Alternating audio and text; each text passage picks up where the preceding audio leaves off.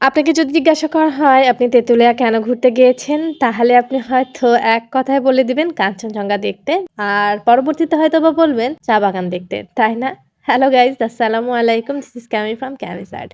এই তো এটা ছিল আমাদের পঞ্চগড়ের পরের দিন সকালবেলার ভিডিও। তো আমরা একটু সকালই উঠে বের হয়ে গেলাম। পঞ্চগড় থেকে যাব তেঁতুলিয়া। তো তেঁতুলিয়ার উদ্দেশ্যে রওনা দিয়ে দিলাম। আমরা মোটামুটি বিকেল পর্যন্ত একটা প্রাইভেট কার ভাড়া করে নিয়েছিলাম। আপনারা চাইলে অটোরিকশা বা সিএনজিও চলে। অনেকে আবার দেখলাম ভ্যান গাড়িতে করেও যায়। পঞ্চগড়ে কিন্তু বেশ ভালোই শীত পড়ে গেছে আর কুয়াশা ছিল অনেক বেশি। তো আমরা যেহেতু নাস্তা করে বের হয়নি তাই সর্বপ্রথম আমরা নাস্তাটা করে নেব। তো আমরা দেখে শুনে একটা হোটেলে ঢুকে পড়ি। তো এখান থেকে রুটি ভাজি ডিম ভাজা সব কিছু দিয়ে মোটামুটি একটু ভালো করে নাস্তা করে নিয়েছি, কারণ জানি না তেঁতুলিয়াতে যে খাবার পাবো কিনা। তো মোটামুটি ভালো মতো একটু নাস্তা করে নেবেন যারা আর কি পঞ্চগড় থেকে তেঁতুলিয়া যাবেন।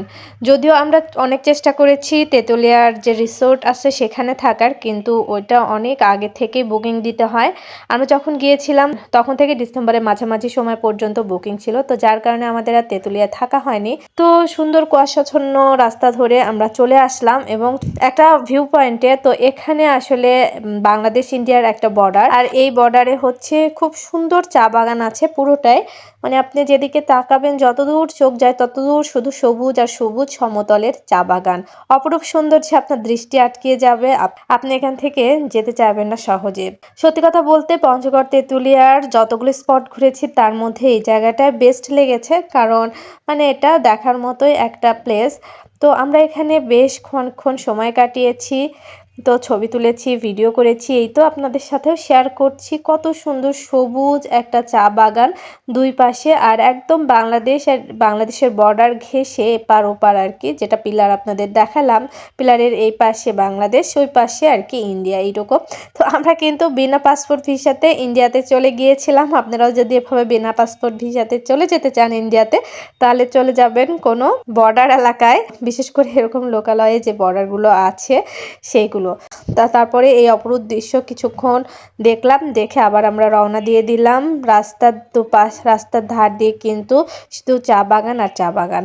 দেন আমরা কিছু দূর যাওয়ার পরেই এই তো তেঁতুল গাছ, আর এই তেঁতুল গাছের নাম অনুসারেই নাকি তেঁতুলিয়ার নামটা হয়েছে, যেটা জানা ছিল না। আমাদের যে ড্রাইভার ভাইয়া ছিলেন উনি জানালেন। দেন আমরা চলে আসি বাস দেখতে।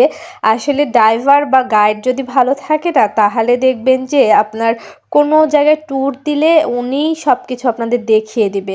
আর একটা ব্যাপার আর কি যেটা ম্যাটার করে, সেটা হচ্ছে আপনি কেমন বা আপনি কেমনভাবে আপনার ট্যুরের সঙ্গে বা আপনার ট্যুর গাইডের সঙ্গে বা ড্রাইভারের সঙ্গে বিহেভ করছেন বা মিশছেন। তো যাই হোক, আলহামদুলিল্লাহ আমরা কিন্তু একটা ভালো মানুষকে পেয়েছিলাম আমাদের এই ট্যুরের সঙ্গী হিসেবে। তো উনি নিজে থেকেই কিন্তু আমাদের প্রত্যেকটা স্পট ঘুরিয়ে দেখিয়েছেন, তো যেগুলো আমরা আর কি জানতাম না। তো এত মোটা বাঁশ এর আগে কিন্তু আমি দেখি নাই কোথাও। অনেক মোটা মোটা বাঁশ। তো ছবিতে ভিডিওতে হয়তো বা অতটা বোঝা যাচ্ছে না, কিন্তু বাস্তবে অনেক বেশি মোটা ছিল এই বাঁশগুলো। আর ভেতরে কিন্তু পুরোটাই ফাঁপা। আর বাঁশের গায়ে কিন্তু অনেক লেখা আর কি, অনেকেই লিখে গেছে নাম, ভালোবাসার নামগুলো এই বাঁশের গায়ে লিখে গেছে। তো যাই হোক, বাঁশগুলো আপনাদের দেখানোর চেষ্টা করলাম। আর তার পাশেই ছিল কিছু হলুদ রঙের বাঁশ। তো এই হলুদ রঙের বাঁশও কিন্তু এর আগে আমি দেখিনি, তো এই প্রথম দেখলাম। তো যাই হোক, ওখান থেকে আমরা একটু ঘোরাঘুরি করে চলে আসলাম মেইন ভিউ পয়েন্টে, যেখান থেকে আর কি সবার সেই কাঙ্ক্ষিত কাঞ্চনজঙ্ঘাটা খুব পরিষ্কারভাবে দেখা যায়। তবে আমাদের কপাল খারাপ ছিল, আমরা যাওয়ার কয়েকদিন থেকেই কিন্তু কাঞ্চনজঙ্ঘাটা দেখা যাচ্ছিল না। আর ওই যে আমরাও কিন্তু দেখতে পাইনি। তবে আমরা জানতামই যে দেখতে পাবো না, তো তাতেও কি হয়েছে, ঘুরতে গিয়েছিলাম এই আর কি। কাঞ্চনজঙ্ঘা দেখতে পারিনি বলে যে খুব একটা আফসোস হয়েছে সেটাও নয়। আমার না কোনো কিছু দেখার ইচ্ছে হয়, তবে সেটা কাছ থেকে দেখবো এরকম কিছু একটা, অনেক দূর থেকে দেখবো। ওই যে বলে না দুধের স্বাদ ঘোলে মিটানো, এই ব্যাপারটা আমার খুব একটা পছন্দ না। ইনশাল্লাহ আল্লাহ যদি কপালে লিখে রাখে তাহলে অবশ্যই কাঞ্চনজঙ্ঘাটা খুব কাছ থেকে একদিন দেখব। আর এই যে মহানন্দা নদীর তীর ঘেঁষে কিন্তু এই আর কি বাঁধটা, এবং এই বাঁধ থেকেই বেসিক্যালি কাঞ্চনজঙ্ঘাটা দেখা যায়। তো এই বাঁধের পাশে কিন্তু বেশ কিছু দোকানপাটও পাওয়া যাবে, যেখানে আসলে পঞ্চগড়ের যে বিখ্যাত চা পাওয়া যায় সেগুলাই বিক্রি হয়। তাছাড়া এখানে আপনি টুকটাক কিছু খেতেও পারবেন। চা, এখানে ভাপা পিঠা বানানো হচ্ছিল, সেটাও কিন্তু আপনি খেতে পারবেন যদি আর কি পারেন। চিতই পিঠাও ছিল। তো যাই হোক, আমরা অন্য কিছু খাইনি। সেখানে কিন্তু বেশ ভালো রকম বাতাস ছিল তখন, তাই ভাবলাম যে এক কাপ গরম গরম চা হলে মন্দ হয় না। তাই তো আমি আর আপনাদের ভাইয়া 2 কাপ চা নিয়ে এনজয় করে আস্তে ধীরে খুব মজা করে খাচ্ছিলাম। সত্যি কথা বলতে এবারের ট্যুরে না আমরা প্রত্যেকটা মুহূর্ত অনেক বেশি এনজয় করেছি। আর এই তো মহানন্দা নদীতে কিন্তু চর পড়ে গেছে, আর এখন প্রচুর পরিমাণে পাথর উত্তোলন হচ্ছে, যে পাথরগুলো মেশিনের দ্বারা ছোট ছোট করে আবার দেশের বিভিন্ন জায়গায় আর কি নির্মাণ কাজের জন্য পাঠিয়ে দেওয়া হয়। দেন আমরা ওখান থেকে সামনের দিকে চলে আসি। আর এই তো যাওয়ার সময় আই লাভ ইউ তেঁতুলিয়া লেখাটাও আপনাদের সাথে শেয়ার করলাম। এখানে নেমে আমরা কিছুটা ছবি তুলে নিয়ে ভিডিও করি। দেন আমরা আরেকটু সামনে যাই।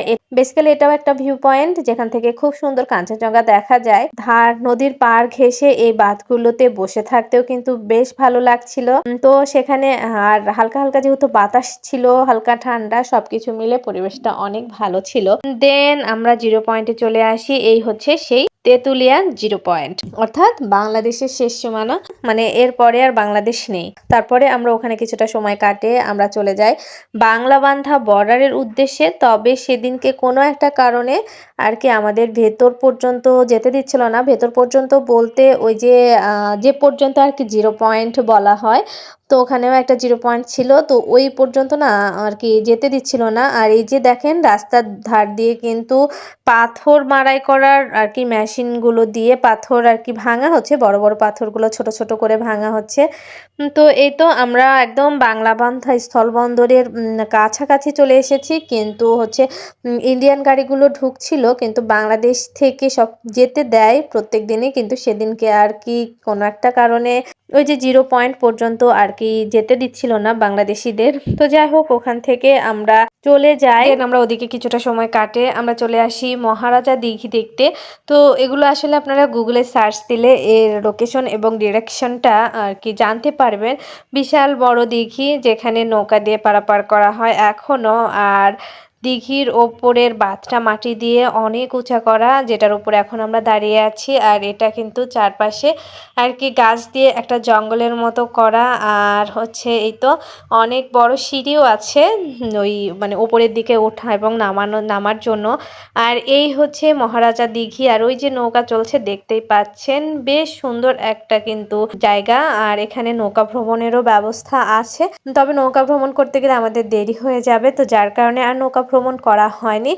তো যাই হোক, আজকের ভিডিওটা এই মহারাজা দিঘি দেখাতে দেখাতেই শেষ করছি।